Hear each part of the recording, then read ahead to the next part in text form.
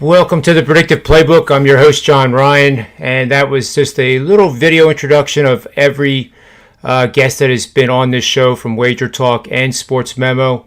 I think it gives you a feel for the talent and the breadth of the experience that is on this show.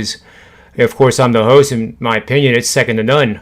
I don't think you'll find this kind of talent anywhere else with this kind of transparency and honesty and just a really good time too. It's not like watching a dull show in the least. We have pictures of John Daly, we have Tony Finn, who was in rare form yesterday, and we start out in a sophisticated manner with my good friend and pal Rob Vino. Welcome to the show, Rob. Thanks for being with me here. Good afternoon, John. Glad to be here again. Yeah, the PGA Championship is going exactly according to plan so far. It's way too early to even talk about my DraftKings lineups, but they're heading in the right direction.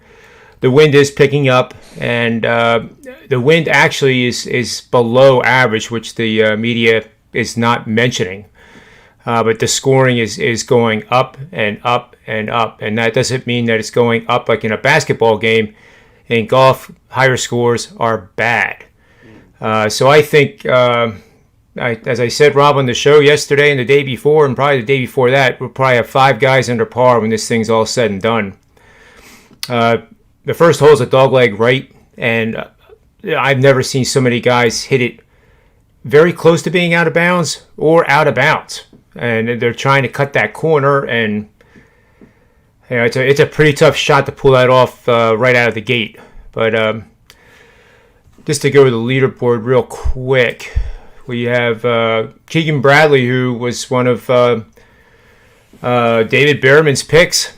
He's at the top of the leaderboard at -3. Victor Hovland actually eagled a par 4. I saw that right before we went on the air. And I forget what hole that was, but that... you could stand there for 1,000 years and not do that again. But it went in. It's a great shot. Brooks Koepka is playing well. He was 2 over. He double bogeyed the first hole and shot 5 under the rest of the way. Aaron Wise, who's been playing well, he's -3. Brandon Grace has been playing well, -3. The first 4 guys I mentioned are done. Brandon Grace is on the course right now and is by himself in terms of the guys that are on the course right now playing well. Tringali, Martin Later, done. Sam Horsfield from over in Europe is 2 under. And Corey Connors, another... it wouldn't be a David Behrman show, Rob, if we didn't talk about Corey Connors being on the to-bet list. And he's halfway through the round and 2 under, playing very solid. As you can imagine, DeChambeau was up and down the whole round. And I'm trying to find his name here. I must have missed him. He can't be this low. Well, right now there's T13 is -1. So there's 13 guys under par. And that number is going to continue to go down. There's another 23 guys at even par. Some done, some not. But I can't find DeChambeau here. Somebody in the chat room is going to have to help me out. He only had like a hole to go, and he was 1 or 2 under. And of course, we have to look up John Daly, don't we? Yeah, absolutely. Well, he's not going to make the cut, but he's not last. Here's some news I didn't know. Sam Burns, who has been red hot, retired after the first 9. He shot a 41 on the front 9, which is god-awful, and withdrew. But Sonny's... Go ahead. What was that? I was going to say he decided he didn't need any more of this windy conditions. Maybe... I hope he's not hurt. And maybe he just got out to such a incredibly bad start that he didn't want to stick around, which I never like to see that either. Mm-hmm. All the guys that played him in their DraftKings are now, done. But John Daly is 154th out of 156. He shot an 85 today. He doubled 11 to par 5. He tripled 13. Bogeyed 14. Bogeyed 15. Tripled or doubled 17 to par 3. So that must have been in the water. And then he bogeyed 18 for a whopping 46. Yeah, that back on the nine back. sounds like a disaster. Yeah, that would look maybe something like my card would look if I was playing on that course. Maybe not in the condition it is today, but it's he shot 46, John, back nine. What would be par for the back nine? How many strokes over was he on that back nine? he was 10 over. That's not good. He was 10 over, which means he was 3 over on the front, which wasn't that bad considering he had a double on number 3. And he birdied the first hole. So he was, he started out, I don't know if he played the back nine first or not, but he did birdie number 1. He had one birdie and a bunch of others. Well, I mean, he averaged 295 yards, only 43% of the drives hit the fairway, though. Greens in regulation, 20%. And his putting was really bad. Minus 1.286 strokes lost putting. But still, I think it's great that he, has the guts to go out there and do it. And he earned this right. He won. He won the PGA Championship. He has an exemption for this tournament for the rest of his playing days, and as long as he wants to do it. But other than that, it's not too much to report on that PGA. We'll just have to see how it goes out tomorrow. Now, the wind's going to be up tomorrow, higher than it is today. So I think whoever the leader is today, if it's 4 or 5 under, that's probably going to be the peak under par for the whole tournament. It'll slowly erode until there's, like I said, 5 or fewer guys that are in red numbers. It sure is fun to see the course. It just looks like it was built right on the beach. Just a wasteland. Just a fantastic venue. Anyway, how's your day going with any early baseball? Did you have any bets on the early card? I did have a play on the Houston-Oakland game, John, which really just got underway. I think it's in the 2nd or 3rd inning now. But we're looking for runs in that game. Cole Irvin on one side for the A's. But, played a couple offenses there. Houston's been dominant against lefties, top 5 in Major League Baseball. Oakland's been dominant against righties, top 5 in Major League Baseball. Neither pitcher really would I expect. I mean, they may, but would I expect to get through more than 5 or 6 innings? And Oakland plays to the over in daytime. Pretty well established fact over the years that the nighttime the ball dies, the daytime the ball flies. So we'll see if those two offenses. I'm looking right now at 1-0 as they go to the top of the 3rd. So we're looking for a few more runs here as that game progresses. 1-1. You got your wish. You got your wish. We keep talking. We might get them all. You just never know when these runs are going to be scored. That's that's obvious to say. It's almost dumb to say, but when I'm doing that work for the first 5, I'm getting into it pretty deep, and I want to make sure that I cover all the bases, no pun intended. But it does seem that that tradition of the good teams that are ahead after 7 innings win. They rarely give up a lead after 7. And that's translating into this season where the bullpens could even blow a lead, but somehow the team comes back and wins. And baseball right now is kind of off its rocker with another no-hitter, and now we have a game with Cueto and Molly of Cincinnati, San Fran and Cincinnati, 19-4. San Francisco's winning in a nail-biter, and it's the bottom of the 9th. 19-4, and that's the day after a no-hitter. Tampa Bay beating up Baltimore 10-1 as a final. It's crazy. I don't know what's in the water. Well, It's got to be something. after being no hit last night, Texas is now 7 innings in with no runs again. So that's 16 straight scoreless innings for the Rangers against Yankee pitching. I'm looking at the screen in front of me here. I don't know that Domingo Germán is still in this game without having a box score in front of me. But the Rangers haven't scored. They haven't scored in 16 innings, and it's top of the 8th right now. So we'll see. Maybe back-to-back shutouts by Yankee pitching. I will pull that up. It'd be interesting to see if a team has gone back-to-back shutouts. That had to be done so far this year. Yeah, it gets back to the conversation that Ross and Tony were having yesterday about, one man's theory is don't play a team after they've thrown a no-hitter, or don't play a pitcher after he's thrown a no-hitter.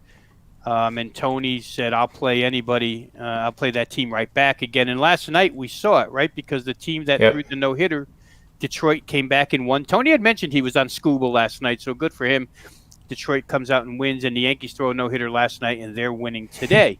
So, like you say, things are a little bit upside down in baseball.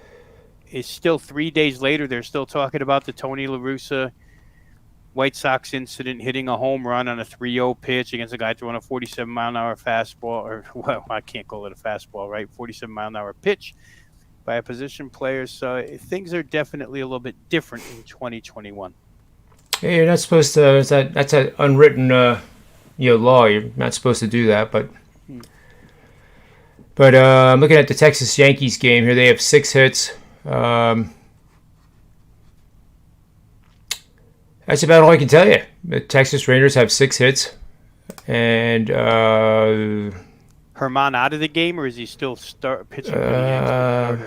He is still the pitcher of record. He's gone 87 pitches, 61 for strikes, no walks, 5 Ks, really clean. Yeah, so that's two great outings in a row from Yankee pitching. Corey Kluber last night, Domingo Germán today. If they can, and obviously they're not going to pitch this way, 0 runs allowed every time they go out there, but if they can establish themselves behind Garrett Cole with that bullpen, look out AL East. Because that becomes a pretty tough team to beat. And they're doing it today, John, without – I know Stanton's on the IL, but they're doing it without Stanton. They're doing it without Judge. I think I saw – here's the kicker. I did see this. The cleanup hitter for the Yankees today was ex-Texas Ranger Rougned Odor. And when the Yankees have to place a career it is somewhere between 225 and 235 hitter. I don't know his exact lifetime average, but he's not a good hitter by any stretch. When he becomes the Yankee cleanup hitter, you know how decimated they are by injury.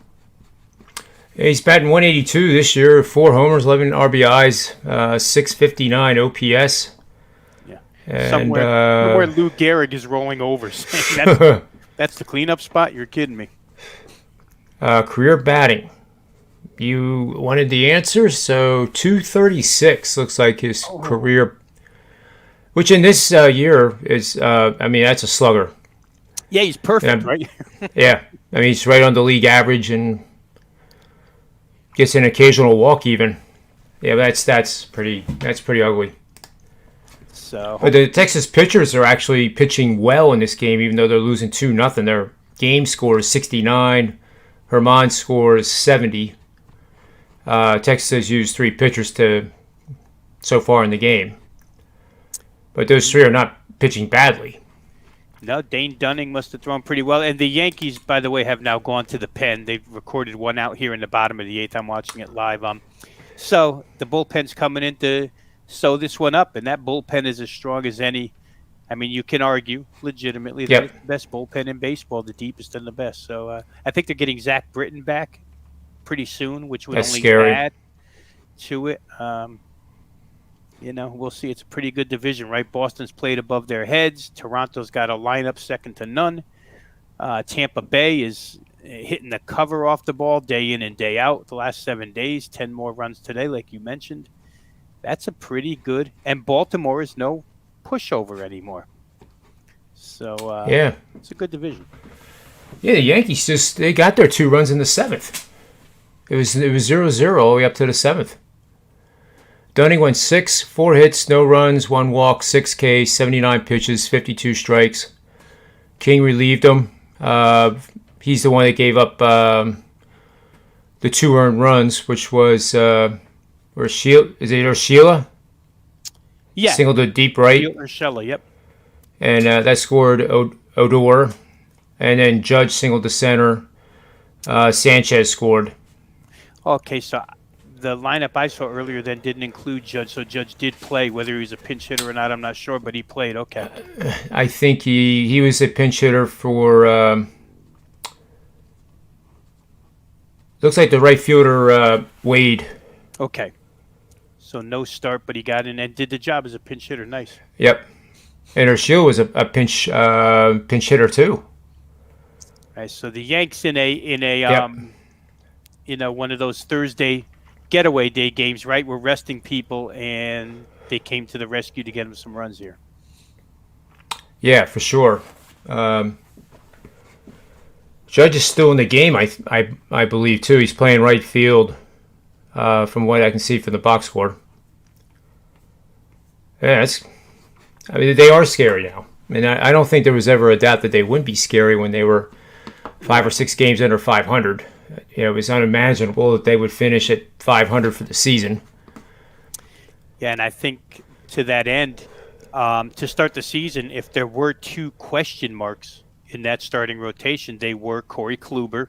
Who knew what they were going to get out of Corey Kluber? They took a risk on a guy who had been great, but certainly the injury has set him back the last couple of years, and Domingo Germán, who they really didn't know what they were going to get out of. A guy highly touted, pitched very well for them at one point, sort of fell off the radar, and now after today's performance, pretty good. Texas is not the be-all, end-all lineup by any means that we should judge pitchers by, but certainly they're capable, and with guys like Joey Gallo in the lineup against a right-handed pitcher, they can do some damage. But these guys have thrown well. These Yankee starters have thrown well, and boy, if they get that, John, if they do get that, boy, and when they get back to full health, going to be dangerous. I think that Luke Voit was back today as well, hitting third in that lineup. So, yeah, what a division. I mean, Toronto's going to move out of the Dunedin ballpark, their spring training facility, up to Buffalo. We talked to Ross Benjamin about that a little bit yesterday, and that's a park that plays to the hitter, where the totals are going to be raised, and that just benefits Toronto the way they hit the baseball. So, could be a nice summer in the AL East. We make it a pretty decent divisional race out of that. Yeah, considering the Yankees are what they are right now, and they're in 4th. Yeah, can you imagine? In the division, but they're all bunched up. I think the Red Sox are the surprise of the American League, really. Right, absolutely. And then we have the Oakland Athletics taking the West there, and that's going to turn into a 2-horse race with the Houston Astros, for sure. And then we have the NL East, which is first team to finish over 500, I think. Boy, and there were such expectations for that division too. I mean, Miami's right there, and we can talk about the Miami Phillies game. They split the first 2 of the 3-game series, and I actually have a play tonight on Sports Memo that's on the Marlins. So that just because we live in Philly doesn't mean that we always bet on Philly and never against them. There's no reason not to. The idea is to make money. Yeah, no, I had Trevor Rogers' first 5 last night, and Trevor Rogers was outstanding against the Phillies last night. I think it was 1-0 after 5, so I cashed the ticket, and then it went to 2-0, and I think ended up 3-1. But your guy tonight, I mean, Sandy Alcantara is a guy we've talked about a lot on this show. He's very easy to back in any situation. He comes off a really, really bad performance against the Dodgers, which is, in my mind, it's more of a mirage than reality because the guy's got such dominant stuff, 99 miles an hour with movement. So, the Phillies lineup is in a funk, and, I could support you all the way on that play in one way or another with Sandy Alcantara tonight. Yeah, you're right about him because he I researched last time he had a really bad start, and that one was 1 innings against the Dodgers, allowing 8 earned runs, and I couldn't find one even close to it. The closest I got was 4 innings, August of 2020 against the Tampa Bay Rays, and he allowed seven runs. I'm sorry, 8 runs, and 6 of them were earned. But then the point is, the next start was against the Rays again, but it was at Tampa Bay. He goes 6, allows 1 earned run on 3 hits. So when you see most major league starters, your number ones, number twos, number threes, are usually have a history like that. They wouldn't be in the majors. They very short memories. They don't. They have a bad start. They're on to working on the next start, and that's what makes them good. Yeah, as long as there's no injury involved. I mean, all of those guys are going to throw a clunker in every now and again. They don't always, 6 great games in a row. The 7th game, yeah, you might not bring your best stuff to the mound. It happens. But like you're saying, John, barring injury, those guys are bounce back. You can anticipate bounce back performances out of them. And I think Alcantara, again, the Phillies lineup just is not, Real Muto means a lot to that team, right? As far as the offense is concerned. Yep. And without him, we're seeing Bryce Harper's playing a little bit hurt with a bad wrist. So, it's a little bit easier right now to throw against the Phils. Yeah, it is. So I am pleased to see Joe D'Amico. He is in the staging area.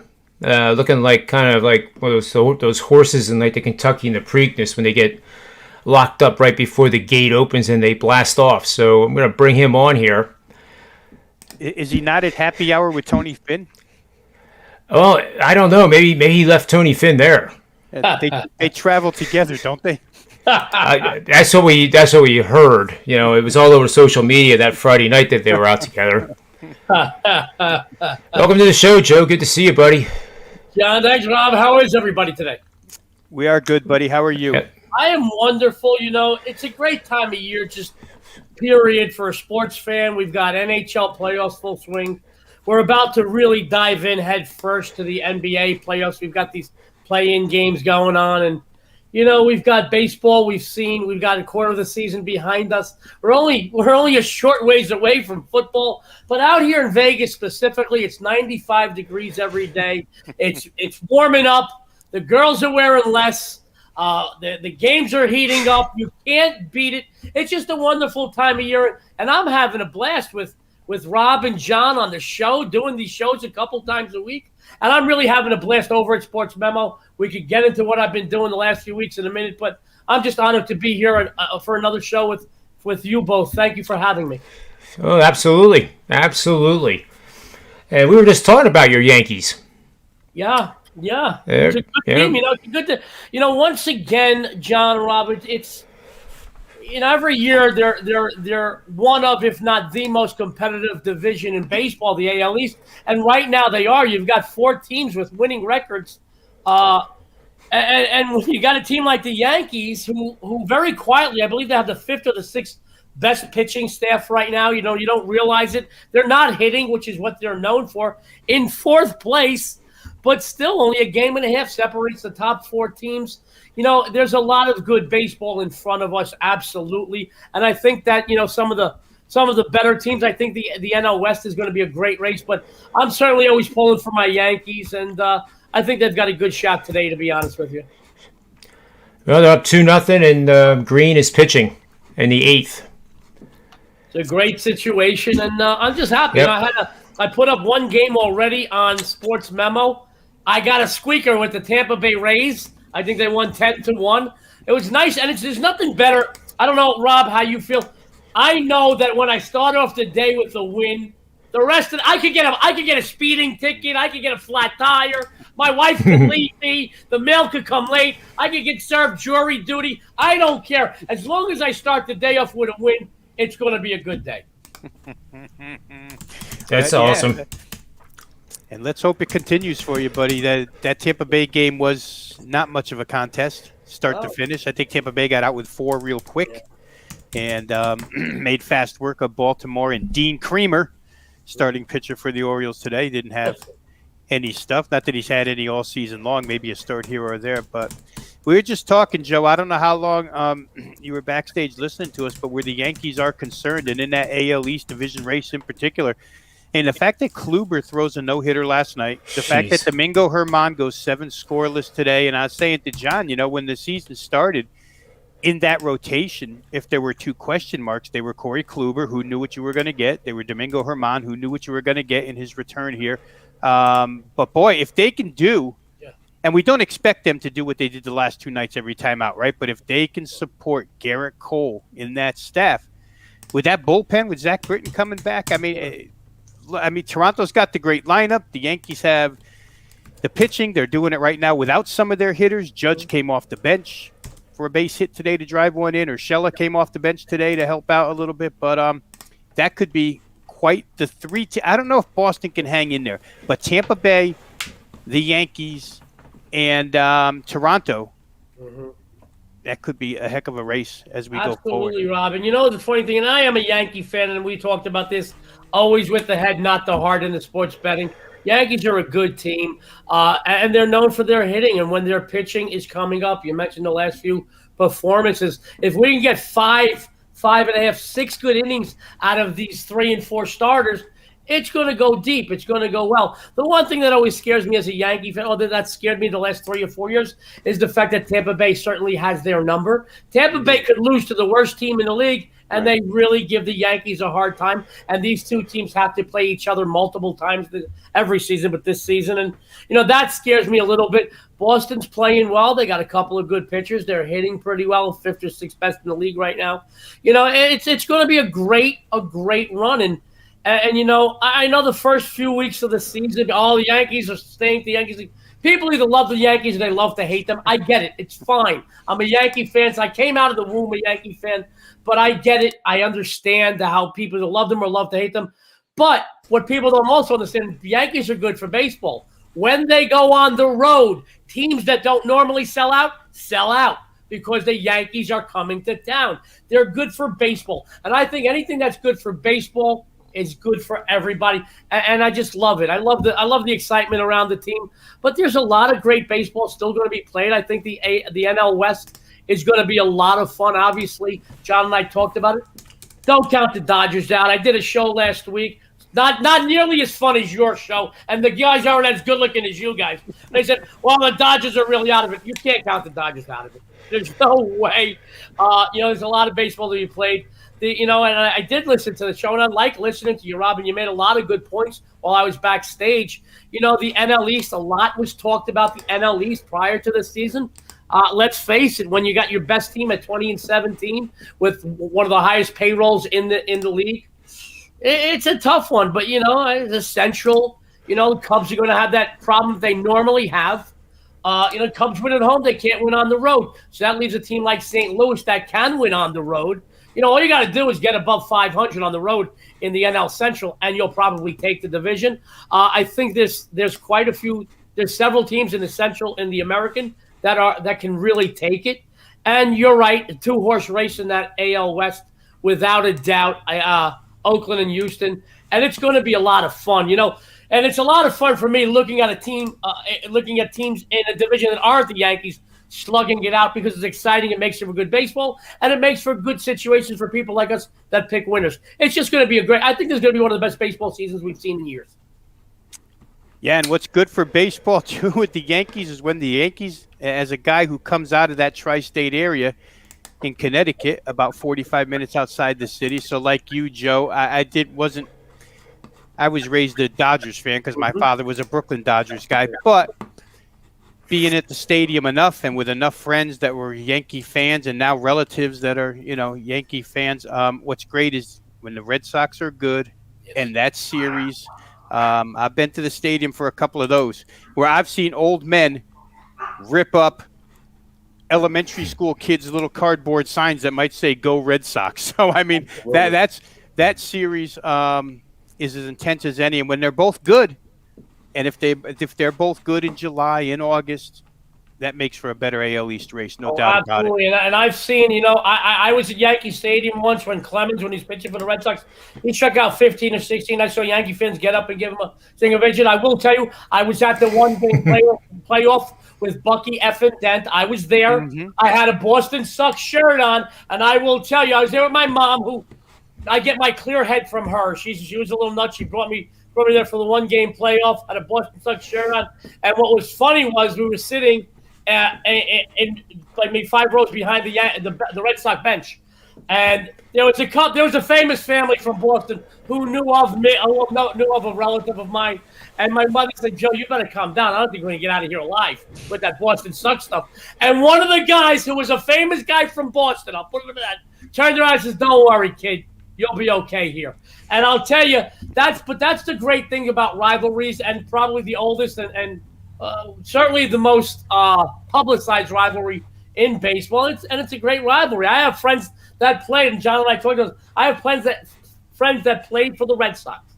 I can talk about it now. He's out of baseball many years. Marty Barrett and I still play golf once in a while. He came to my house one day after a golf outing. I'm sitting in a room with $1 million worth of sports memorabilia, and he looked and says, "Joe, where's the baseball I gave you?" I said, "Marty, you're a Red Sox. You think I'm sticking that baseball in my showcase?" And that's how deep it goes. But it is good. It's a great thing, and it's great for the sport, and we just have a lot of fun with it. But, I don't count Boston out at all right now. Do they have the depth to go 162 games?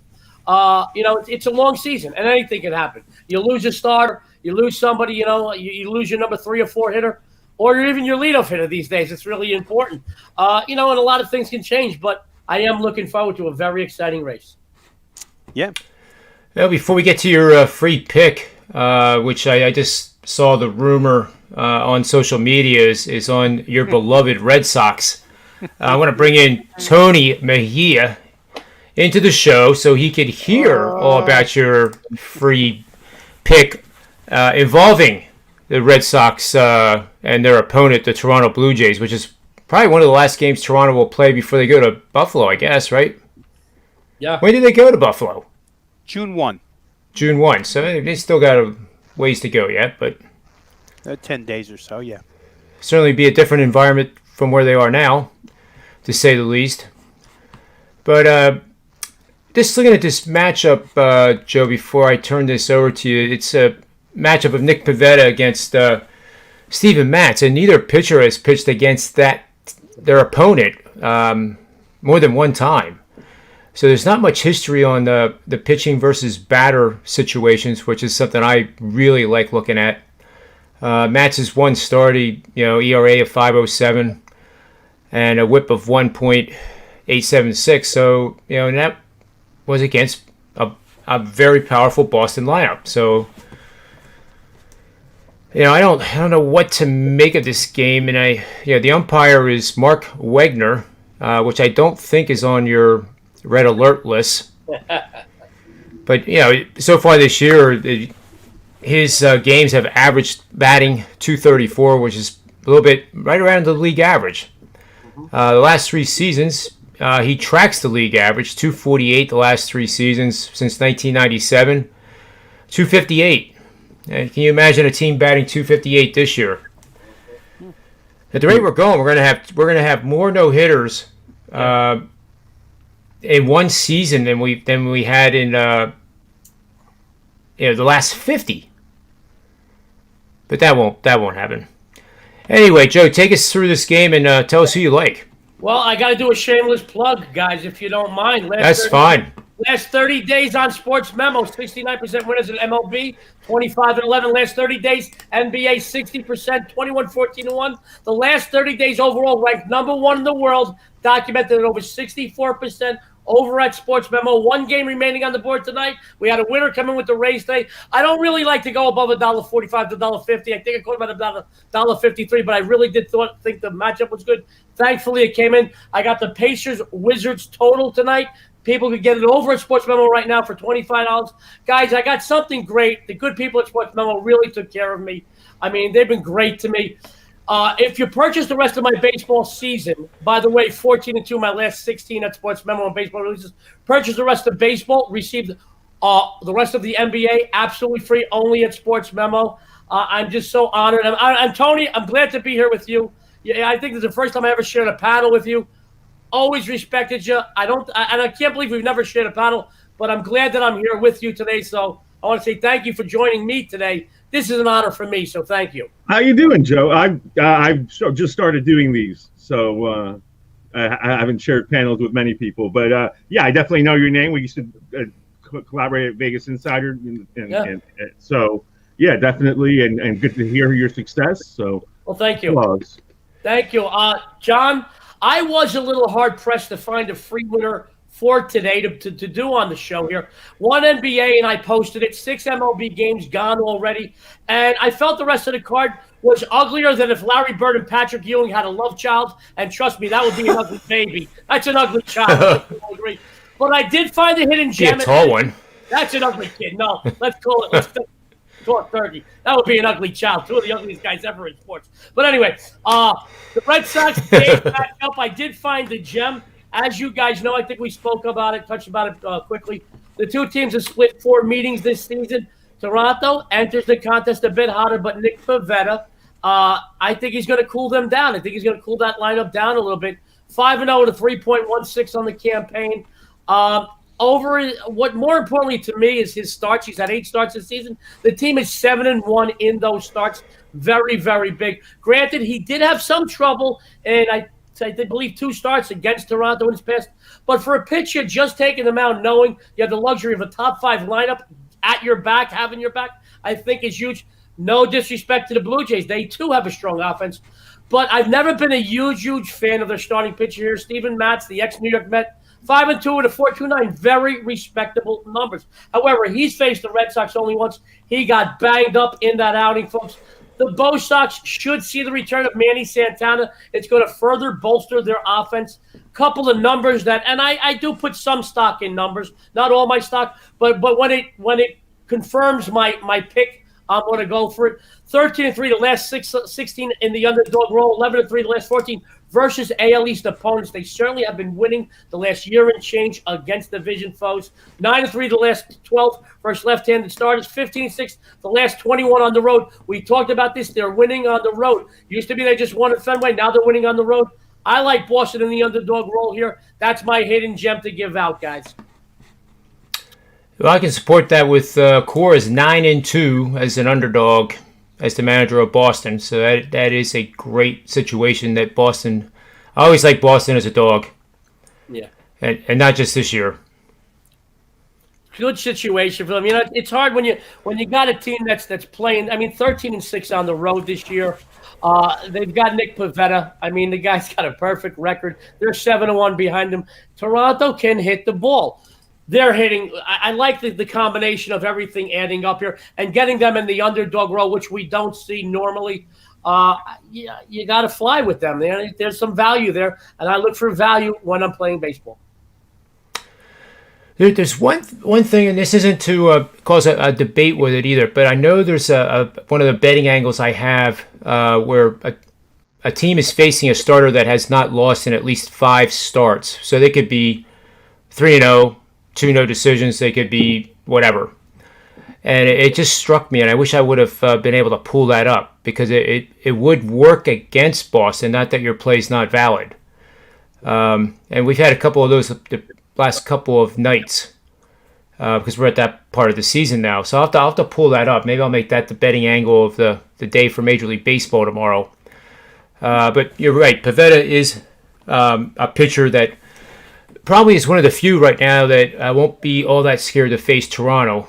And you know that lineup that Toronto has. That's, as Rob Vino said earlier in the show, that's what's going to make that American League East really, really exciting for the whole entire season. I can't see those 4 teams being separated by more than 5, 6, 7 games, even in the late summer months of July and August. Do you guys have any, Tony Mejia? Do you have any thoughts on Pivetta being undefeated, facing a lineup like Toronto? I just know because I looked at that game to see if I wanted to touch it. I heard that the wind is blowing in. Really don't have a good feel for Dunedin.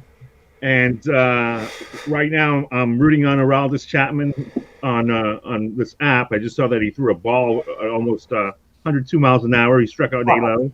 So we've got he's going through the heart of the order to try to get this win for me. The 4% play. And then I got the Astros going. So I'll probably wrap up at 2-0 today. But I do lean Philly, Miami going over. That's my only lean tonight, and I might touch it, but yeah, just rooting on the Yankees right now. Well, I got you covered, Tone, because I got it on a monitor in front of me here, so I'll let you know how this goes for you. Excellent. Yeah, it looks like he's throwing gas 100 miles an hour to Gallo, so feeling good when he's looking like that. Absolutely. I can remember when Ryan Howard faced him for the first time of his career when Chapman was starting to be a real name. And it was overwhelming. It was overwhelming. 3 swings, done. It was not even close. Could there be a lefty-lefty matchup that was more overwhelming than Randy Johnson and John Kruk in that All-Star? I remember that game. Yeah. He threw that ball high. Remember? And Kruk just stepped out. The next thing you know, he was out of the batter's box like this. I remember that well, Rob. Good call. Right to the dugout. Couldn't wait to get there. Yeah, he didn't want any part of that. I can't blame him. Oh, no, absolutely not. Lefties facing Randy Johnson, forget about it. Absolutely. So far we're on Boston as a slight dog here, which that by itself, like I said, I like that idea right away. I'm a little bit concerned about Toronto, but Rob, didn't the Phillies beat them 5-1 pretty recently, right? And it was a game where the wind was blowing out, if I remember right. Yeah, and I mean, in that park, when it blows out in that park, it's even more dangerous. But both sides have dangerous hitters, so there's no edge either way. You know, like Joe said, Boston's offense can strike as easily as Toronto's can inside that park. I think I looked at this morning, I just looked at the bullpens real quick to see if there was going to be any bullpen advantage here. I think Toronto has maybe the harder throwing bullpen, not necessarily the better bullpen. Maybe they're one deeper in arms, but Adam Ottavino, Matt Barnes, and the mainstay arms for Boston, the guys that are going to lock down a game, are all available to go here. So, you know, Boston has everything covered. I mean, the game is lined where it's lined for a reason, and you know, to take the dog in a game like that, that's always my first inclination. If you have to bet it.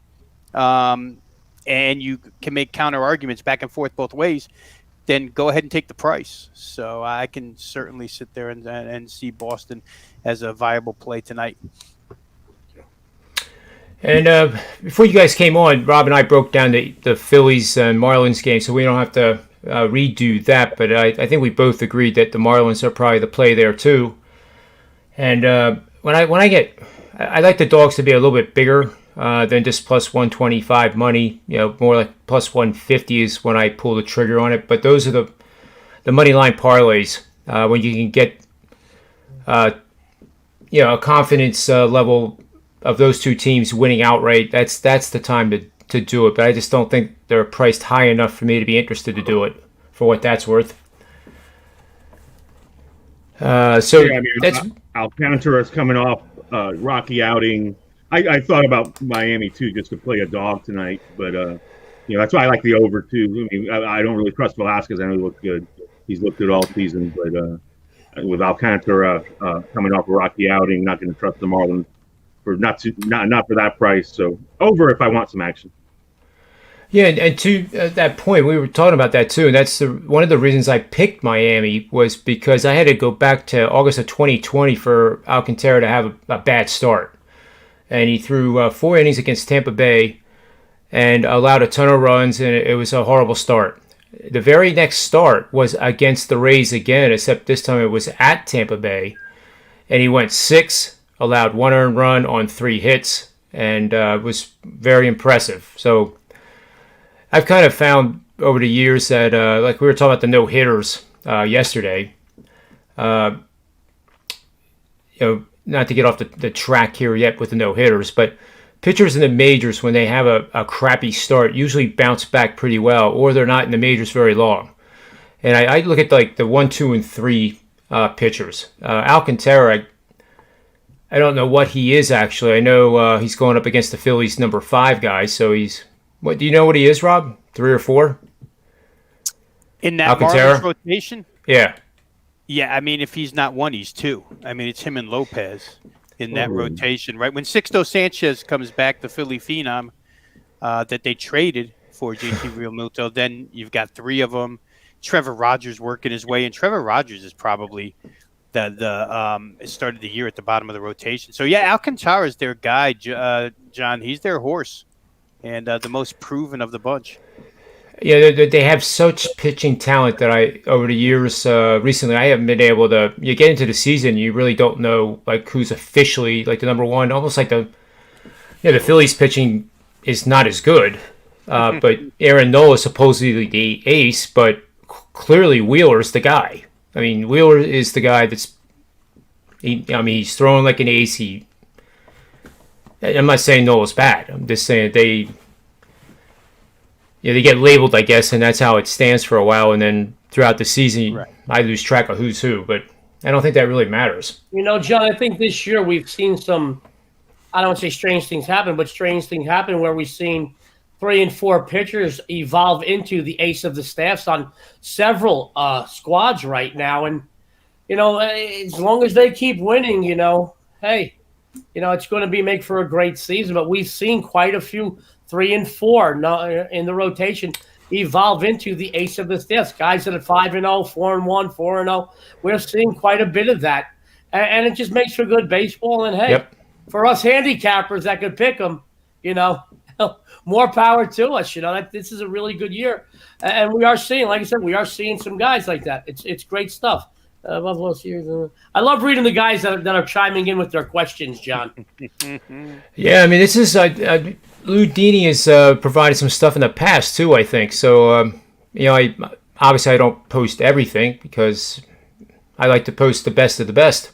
But I thought this was pretty interesting here. Sure. They went on sale at 10 a.m. Were sold out by 10:08. Ticks going for $400 to $500 in Buffalo. People got the stimulus checks to spend. Yeah. As a matter of fact, you might like this. I'm going to my first Aviators game of the season tonight here in Vegas. I'm looking forward to that. A great, beautiful ballpark. Great night out. Taking my wife, taking my father. Going to go to a ball game. Go watch some good baseball. Go have a beer and a hot dog. 80-degree weather. You can't beat that. I'm looking forward to it, to go see a little bit of baseball in Vegas. Can't beat it. Excited about that. So I'm happy to see that there's sellouts up in Buffalo. But I think anything that's good for a sport is good for all of it, and just excited. It's a great time. Yeah, it sure is. Yeah, last time I was at Cashman was years and years ago when it wasn't revitalized, redone. I'd like to see it the way it is now, but Cashman Field, back in the late 90s was not it wasn't a paradise, that's for sure. Tone, it looks like Aroldis Chapman just struck out the guy to win the game for you. There you go. I just saw it pop up. Swing and strike. 101.6 mile an hour, 14 fastball. Very nice. There you go. Yeah. Very pleased. All right, good. Very good. I've been yesterday was bad too. I went 0 for 2 with. I really like the Brewers, and they're just not hitting the ball. Right. But they're obviously they threw Woodruff and Burns back to back, and couldn't come up with a win against either. And then I was also on the Braves, but I didn't want to spend that high a price, so I was on the money line. I thought the Mets were spent. They obviously got those clutch hits late against another. I know you and Finn went in on like the bullpen myth that is simply not true. But when I'm involved, I guarantee you a bullpen's going to blow it. Like I was even worried about Aroldis Chapman. So, and then the Acuna homer, so he won it, but didn't do nothing for me because I was laying the run and a half. But nice to get off of that. Now I got the Astros, and hopefully they hang on. That last night, those are the same 2 exact losers I had. I had Burns, no good. I had the Braves money line. They're up 3-1. I feel pretty good after 5. They're looking all right. And then, the Mets come up with a 2-out double down the left field line to score a couple, and it gets away a little bit. Otherwise, it was a good night. Hey, John, real quick, back to your point about never recognizing by midseason who the ace might be. I mean, we know who starts this season as number one in the rotation. Where the Phillies are concerned right now, you could make the case that Vince Velasquez has been as good as anybody over the last 4 games, and that's as unexpected as it gets. And I was there at Citizens Bank a couple of weeks ago on a Monday when Velasquez started, and he threw like 28 pitches in the first inning. Looked like he wasn't going to get out alive. And then he winds up going 6 innings and cruising. And it's got to be at least 4 starts in a row now without having it in front of me where he's been really, really good. Yeah, and that's exactly the point. Like Clayton Kershaw is the ace of the Dodgers, but I don't think he's really the ace. In his situation, I think he gets the ace because he's earned the right to be the ace, and he's still very, very good. But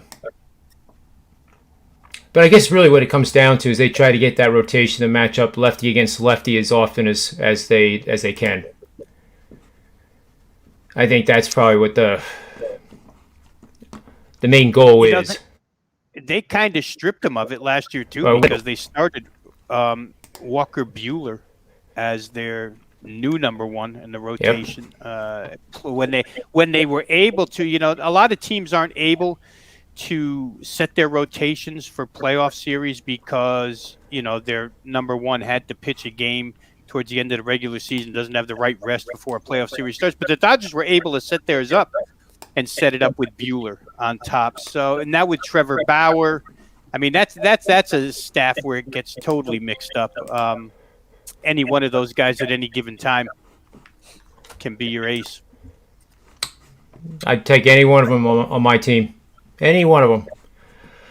Let's move over to the NBA before we get to the final round trip for best bets from each of us. And last night was one of those games that as a panel we had the Lakers, and I didn't enjoy that game. I don't know how to even describe it. But I don't know if it's because I had that bet with Tony Finn that the Lakers. I think he gave me 1,000 to 1 that the Lakers would not make it to the first round. Whatever you wanted, he was going to. I think, it was something like that. I think that's probably why I was upset. But is it? Tell me the truth. I mean, I'm being constructive here. Like over the years, when the big debate between LeBron and Kobe, LeBron and Jordan. Now, when LeBron had the at the end of the game where he acted like he had gotten almost punched in the face, and he's laying on the ground, and acting like he's severely hurt. And then you see in the instant replay that the guy's hands never touched his face. And the refs right away have to review it for 20 minutes. Well, it seemed like 20 minutes. Because I was on my 3rd IPA then. Because if I have more than 2, Joe, it's pretty ugly. Did you have 3 during the 20-minute wait? Then we got to talk. No, I think I finished the 3rd during that wait. There you go. But you know where I'm going with this, and I just like sit there like what? How does that? Why does he do that? And why does it irritate the hell out of me? I think he's always done it. He's always done it. I don't know if he's just grown comfortable with being that guy and always being just the extrovert that needs that extra attention. But he has. I mean, when we walk into the locker room, he was always reading a book or doing something that you'd be like, and he loves the spotlight. He loves the media scrum. He understands that the camera is going to be on him, so he mouths, "I can't see," as many times as he possibly can. It's infuriating the most. I just take it as a part of his personality. And some people, like this kid Mercedes, who says, "I'm just going to be me," because if I'm not me, then it becomes somebody else. I think LeBron has grown up with a persona with SI at 16 and really struggling with, being timid as a youth where he blossomed, into his 30s where he's just going to do whatever he wants, and he likes the theater of it, and he's obviously taking some acting classes, so he's better at it. That makes me feel better, Tony. You're making me feel more like I don't need therapy anymore. But you know, Gotta accept people for who they are, John.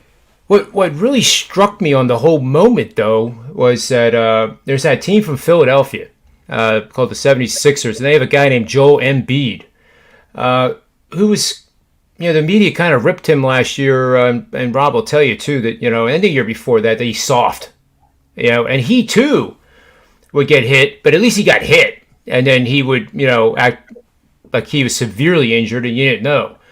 However, this year, it is so obvious that when he gets clobbered and gets hit to the floor hard, he's the first guy up. I mean, he's moving to the foul line, and then he's checking to make sure his nose is in the right spot and his ear is still in the right spot and everything else in the right spot. I think that's a message, and maybe I'm wrong, but psychologically, if you're playing a team where the guy accidentally gets clobbered, and a hard foul like a Bill Laimbeer foul used to be, and he pops right back up in your face, that has to be a little intimidating. Am I making too much out of it? No, I think you're right, but I think that LeBron being the face of the league, and Tony made some good points. LeBron being the face of the league, and the fact that he can get away with anything he wants to do. And if you ever notice, Tony, by the way, when he's always reading those books, he's never not on page 1. I just want to see him one day get halfway through a damn book. But I will tell you, no, he's the face of the league. He gets away with it. If Steph Curry was Steph Curry who could have challenged him as the face of the league a few years ago, if his team was still winning the way the Lakers, I don't want to compare records, but the Warriors aren't the Lakers right now. So obviously it's still LeBron's league, and he's going to get away with what he wants. And I think that he likes to be he likes to flex his muscles. Let's just put it that way. He likes to show everybody I'm LeBron, and I'll get away with any damn thing I want. So he's LeBron. I mean, he came into the league when he was a kid, and he had a lot of hope, because he was one of the few guys that came into the league from high school that didn't get into any real trouble, no trouble with women, no trouble with anything else, no trouble with the law. But yet he grew into what the media made him, Michael got away with took a lot of fouls too. And, he made him maybe dance, but to me, there's still no comparison. And it always comes down to winning. And Michael has a lot more rings. So, it's always going to be like that. I'll tell you what, though, if I was not casting a movie, but if I was casting a team, if I was a coach, I'd take LeBron. I'd surely take him because of his talent.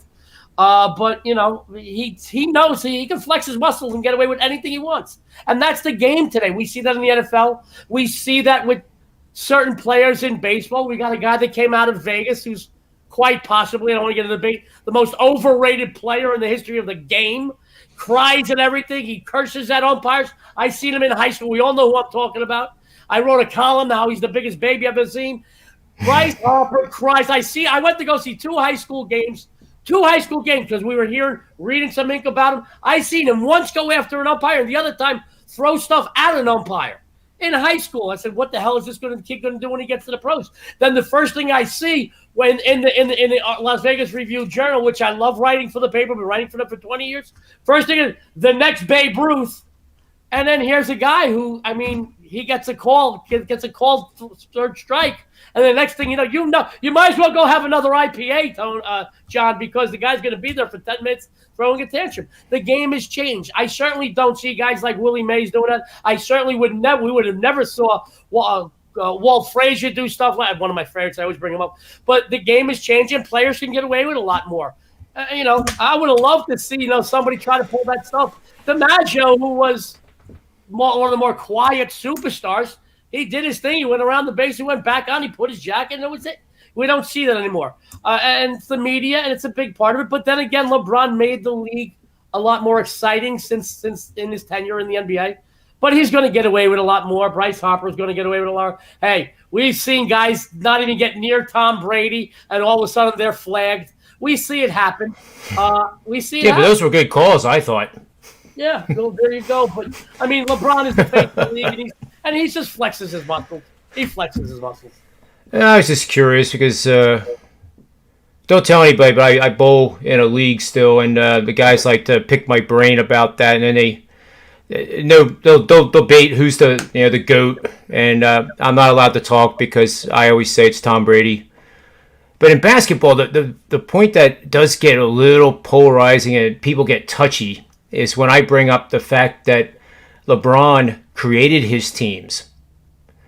And, I say, can you imagine like Jordan calling up Larry Bird and saying, hey, Birdman, let's play in the same team next year. I'll come to you and be a Celtic. I mean, the world would have ended. It's just, we've always had these debates and all-star games and stuff. But the best basketball player of all time, because of his body and what he's able to do, is LeBron James. The GOAT is Michael Jordan, by far. It's not even close. I get what you're saying. Yeah. Yep. So, if they were to play one-on-one, Jordan would probably lose, but at the same time, It would be because LeBron is Karl Malone with guard skills, and he's bigger than Karl Malone. It's just amazing to see what he's able to do, and what a great passer he's become. He really got himself in a rhythm last night with those backdoor passes on cuts. They're phenomenal. He's great. He's truly great. But the GOAT is Michael Jordan. Absolutely. I've never heard it put that way, Tony. That was really well done. Yeah. And to that end, what stuff that, like what you're describing, that happened last night, John, is why LeBron James will always have detractors, because as soon as that happens, you get immediately into the argument of he could have never played in that era. If he's going to cry over something like that, are you going to go face the bad boy Pistons? Are you going to go face the Miami Heat with Alonzo Mourning? Are you going to play the Indiana Pacers with Dale Davis and those guys? You're not. Are you going to play the Knicks with Pat Ewing and Charles Oakley? So that is when stuff like when LeBron does stuff like that, he doesn't help himself in his quest to be placed on that pedestal with Michael Jordan. He detracts from himself because immediately the people who like Michael Jordan to begin with are going to say, well, Christ, you could have never played with these people. If you're going to whine and cry over that foul, try taking some of the playoff fouls that these guys. Everybody saw the Jordan documentary. Yeah. And we saw, we lived through, right? We lived the Jordan rules with Chuck Daly and the Pistons. We lived it designed to hurt a guy, basically designed to hurt a guy, to where Jordan had to find a way to get around that and become physically tough enough to be able to take that because he knew it was coming.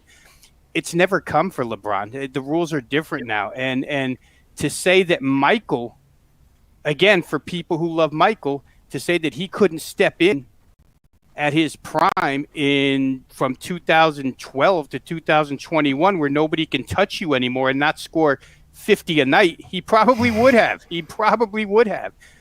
So, like I say, it doesn't really matter, these arguments. My son will call me all the time and try and bait me into these arguments. I'm like, dude, it doesn't matter. When you're that elite and you're separating guys with a sheet of paper, who cares anymore? It's one man's preference against another man's preference. But there's no true answer. And you see these debate shows all over television that make you believe that there is a right answer.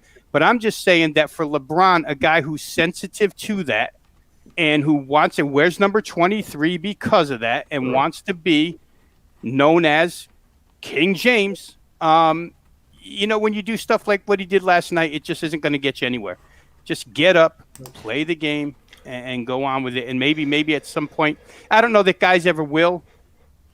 I happen to be a Michael Jordan guy. I don't think there was ever a better leader, ever a better clutch guy. And I know you can bring out clutch statistics and say Michael Jordan missed a lot of game winners too, and he did. They all do.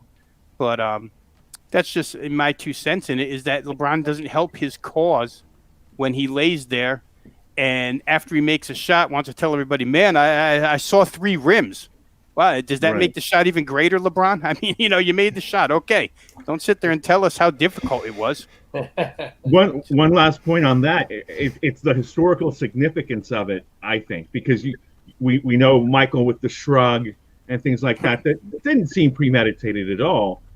And then you watch The Last Dance, and we watch it documented, and you see the greatness, and you see the moments behind the scenes and whatever. LeBron understands that his career is under a microscope, and 30 years from now, he's gonna, are we gonna be around to say, well, that was bullshit?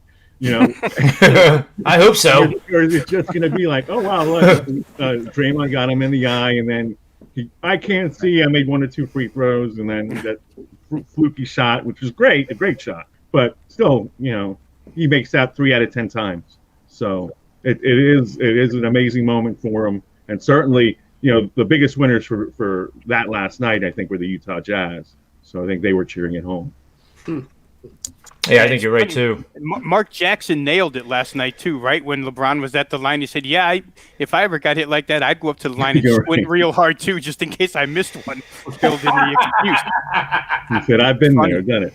Yeah, good stuff. Yeah, and I was trying to understand that too. Like you've been there and done that, meaning that you collapsed on the floor in agony, and never once did you get hit in the face. So, how many times have you done this now? No, I mean, but what anyway. Jackson said by "I've been there, done that" is that he feigned that he couldn't see because he knew he might miss a free throw. He wasn't the greatest free throw shooter either. So that's what he said. He's like, "I've been there and done that," and I believe that in LeBron's 67 and 68% free throw shooter now. So he probably didn't think he was going to make that. But what killed that mythology yesterday that he was going for is that he made the first. Had he missed the first and made the second, that would have been cooler than him making the first and missing. I agree. Remember when Jordan closed his eyes? Yes. That was amazing. I thought that was a pretty amazing moment. That was playground stuff. But let's go around the table now. Whatever this is, the squares. We'll go around the horn, and I'm going to start with my NBA angle of the day, which I actually sent over to the. Were any of you guys on that show today? I was not. Yeah, I sent that over at like 3:10, believe it or not, and Will got it up. So Will and Chris, big shout out to those guys for getting it up. And here it is. It's the Indiana-Washington playing game that goes tonight. The winner of this game gets to face the 76ers. And that's just great. So you're going to bet the under in games with a point total of 230 or more. Team is coming off a blowout double-digit loss. We add that the opponent that they're playing has scored at least 115 points in 2 straight games. And then we add in this record, which is 17-9 under for 64%, 18-8, 16-9-1 on the side as well. And that tells you to bet the under in the Washington-Indiana playing game and also consider a side bet on the Wizards. So my bet on the show here, my official bet, will be the under in the Washington-Indiana game, which, by the way, has come down from 243.5 to 237. And that doesn't faze me in the least. Mainly because I did that, Rob would definitely remember, I did that whole gauntlet analysis of totals during the regular season versus totals during the playoffs. And the range from high to low in the playoffs is much more narrow. So the data said that there would not be a game with a total over 240 points. So this is pretty close to that. But if it did get this high, it would be an automatic under based on the models. So I hope I didn't put anybody to sleep on that one. But let's move over to Tony Mejia. We know that Joe D'Amico has Boston at plus 120, plus 125 as a road dog playing Toronto. And before I forget, I've been scrolling it at the bottom. If you use a promo code JD10, you can get $10 off his single game package tonight only. And only you people watching these shows are getting these promo codes. So that's how special we think of you guys and really want to show our gratitude for watching us. So then we'll move to Tony Mejia with his best bet for the show. All right, well, the Pacers and Wizards have combined for 256, 295 and 265 in their 3 meetings. So, this is a bargain price at 237. It's like a playoff level, based on what we've seen. I'm going with Domantas Sabonis. It's the same thing I gave out on Wager Talk today, and I'm using it as a 3% prop, which I don't typically do. I typically do player props at 2% or I really don't want to do 2% across the board. But this one I really believe in, and it's Domantas Sabonis rebounds and assists, because the way the Pacers have been playing of late, and it was at 23.5 this morning. I'm not sure if it moved. It was at 23.5 at both BetMGM and FanDuel, so they're pretty stuck at that number. The way the Pacers have been playing of late since he came back from his brief hiatus is using him to space the floor and as Nikola Jokic. And so his assist totals, he's had a bunch where it's been obscene, especially for what we saw from him earlier in the season to where he is now. He's also had a couple of 20 rebound games of late, including the other night in the win over Charlotte. And I was a hard luck loser on my 45.5 that I had for points, rebounds, and assists because he didn't play at all in the fourth quarter, and he got to 44 with the 21 rebounds and 9 assists and only 14 points because they didn't call any fouls on him earlier in the game. So I decided to take points out of the equation. I'm going rebounds and assists, 23.5. And I think he gets there regardless of the pace because the usage will be there for sure. I like that thinking very much, Tony. It makes perfect sense to me. Is there any line for him for a triple-double? I'm sure there is. Because there was the other night. Let me see if I can dig it up real quick. I have all my... Yeah, I'm on DraftKings trying to find it there. There we go. All right. Let's see. Player props. Triple double. Let's see here. Points, rebounds, assists. Yeah, I don't see any. Here's triple double on DraftKings. There is one. Yes, he'll have a triple double plus 125.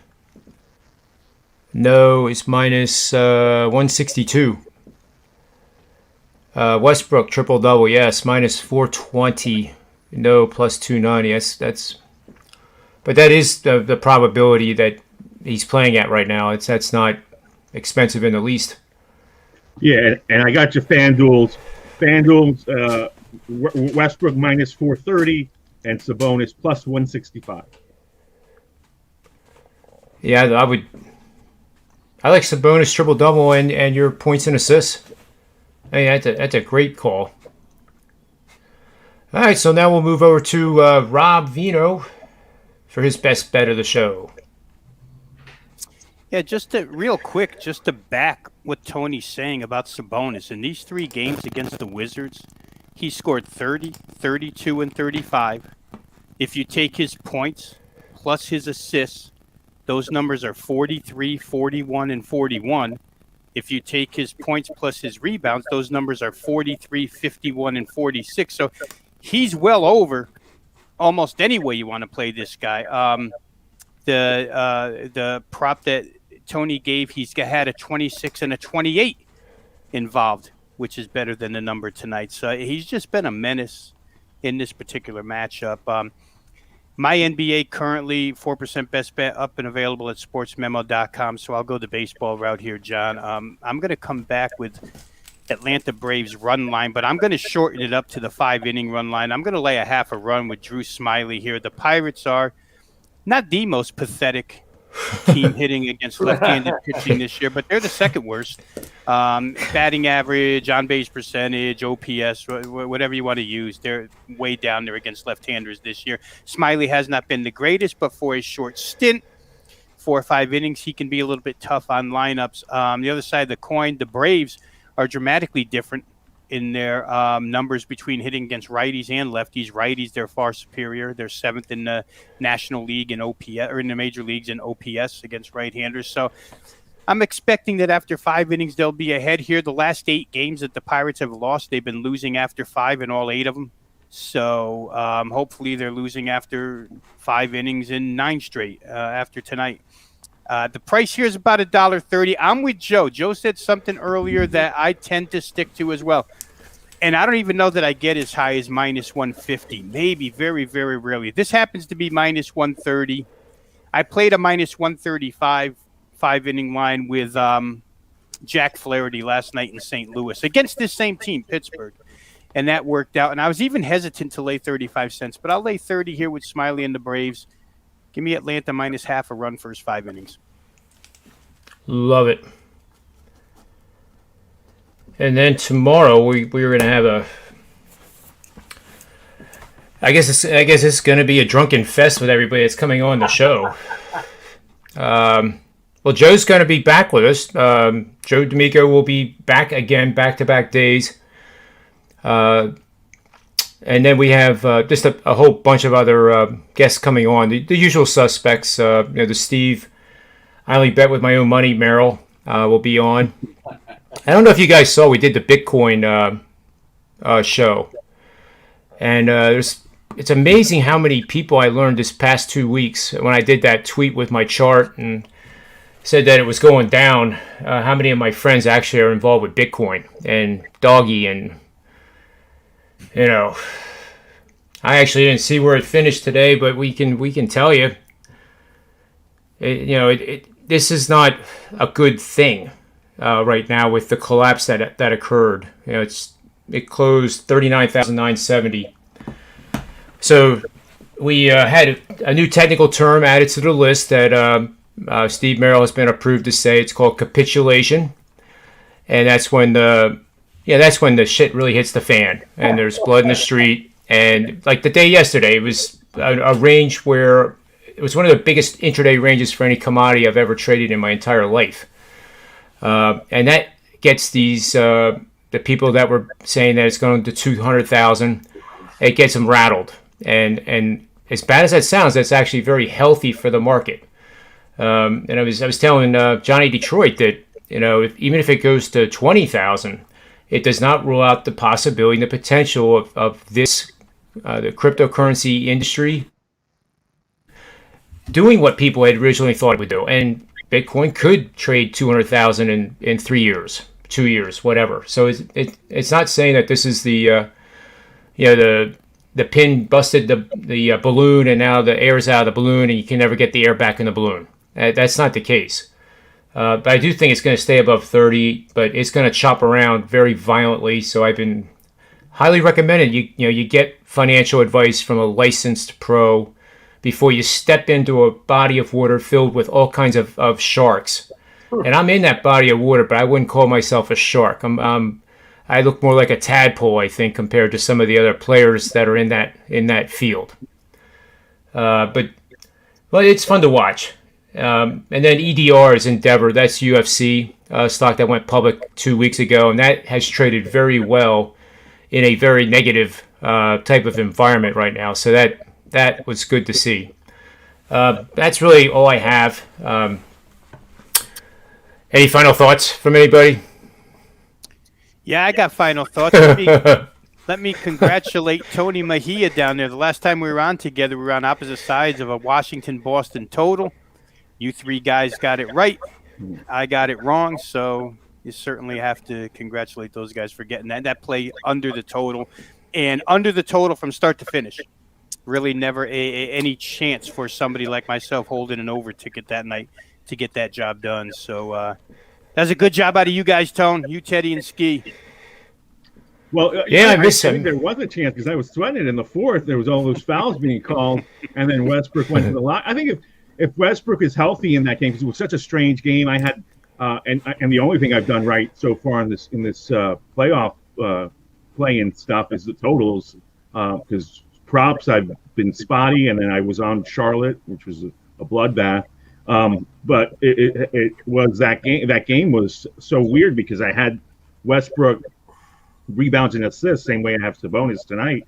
And at halftime, he had 12 boards and 5 assists. I said, "Oh, this looks good." The rest of the game, I think he had 2 rebounds and no assists. Yeah. And so that's what scares me about Washington and Westbrook tonight. Is it seemed like he became disheartened at something, because even if he's physically not 100%, he always gives you effort. He looked like a person out there. Whoever's calling that game even said it. And Beal, considering he's maybe 75% with that hamstring, going all out there, I just don't know what was going on with that.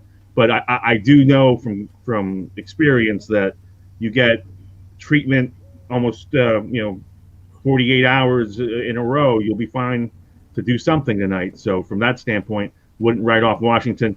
But I will say that I'm not involved in the side in that game whatsoever. Yes, Scott Foster tried to help me, Tone. I know he did. I know he did. He was calling fouls on everybody, and that was another thing in that game is Rui Hachimura picking up that fourth foul and then having to start Bertans in to start the half. That changed the game completely because Bertans can't guard anybody, and then Tatum got going immediately. Yeah, and Tony, in your circles, you must have seen cryotherapy, right, with these guys with the hamstring injuries and. Oh, sure. Yeah. Because that's if you guys haven't ever done it, you can put yourself in a chamber for a couple minutes, and it gets up close to what is it, like almost negative 250 degrees. Yeah, that's wild. I've never done it, but yeah, I've heard stories, and a lot of people swear by it. So I actually I try not to swear, but it is very good. But it's like doing. Remember, you ever do a bungee jump when you were younger?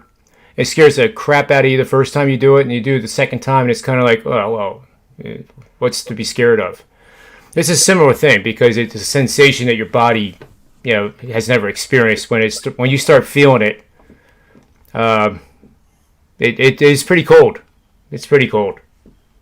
Well, anyway, let's hope for our plays tonight. We have Boston plus 125. That is the Red Sox. We're under 237 in the Pacers Wizards. And I forgot to mention that do 50% pre-flop as an alternative bet. Add 25% at 246.5, 25% more at 251.5, and that's your plan going in. That's how I'm going to bet it. So bonus rebounds and assists by Tony Mejia, and I sprinkled a triple-double, I think, on that. But if that doesn't win, I get blamed for that one.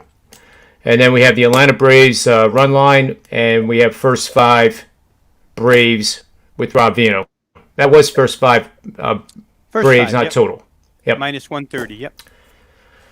And I should have my research done for that first five discussion we've been having with the notion that I better bet the first five because the bullpens suck and I don't want to lose. I'm finding it's the direct opposite, that it's better profit-wise and outcome-wise is more certain betting full game. So that's the good thing about numbers. So for all of you guys, Rob Vino, Joe D'Amico, Tony Mejia, myself, sportsmemo.com, wagertalk.com, and the Predictive PlayBook, may all the wins be yours.